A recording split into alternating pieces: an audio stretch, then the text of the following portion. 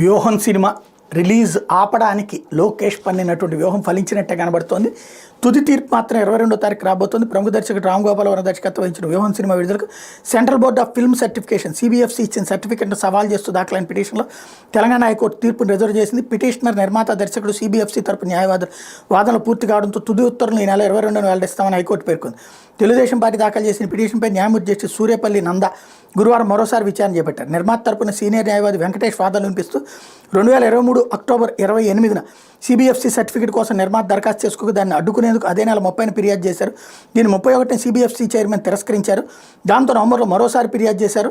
నిర్మాత ఇదే హైకోర్టును ఆశ్రయించారు. రివిజన్ కమిటీ ఏర్పాటు చేసి సర్టిఫికేట్ జారీపై నిర్ణయం తీసుకోవాలని హైకోర్టు ఆదేశించింది. 9 మందితో ఏర్పాటైన కమిటీ కొన్ని మార్పులతో ఏకగ్రీవంగా సర్టిఫికేట్ జారీ చేసింది. అయితే దీన్ని సవాల్ చేస్తూ టీడీపీ హైకోర్టు పిటిషన్ వేసింది. ఇదే హైకోర్టు ఆదేశాల మేరకు ఇచ్చిన సర్టిఫికేట్ మళ్ళీ ఇదే కోర్టు నిలుపుదల చేయడం సరికాదు. చిత్రం విడుదలలో జాప్యం కారణంగా నిర్మాత పెద్ద ఎత్తున నష్టపోయే అవకాశం ఉంది.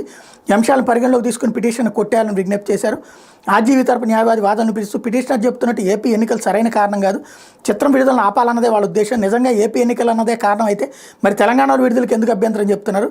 చిత్ర నిర్మాణం పూర్తయిన నాటి నుంచే అడ్డుకుంటూ వస్తున్నారు అని వివరించారు. పిటిషనర్ తరపు న్యాయవాది శ్రవణ్ కుమార్, CBFC తరపున ASG నరసింహ శర్మ వాదనలు వినిపించారు.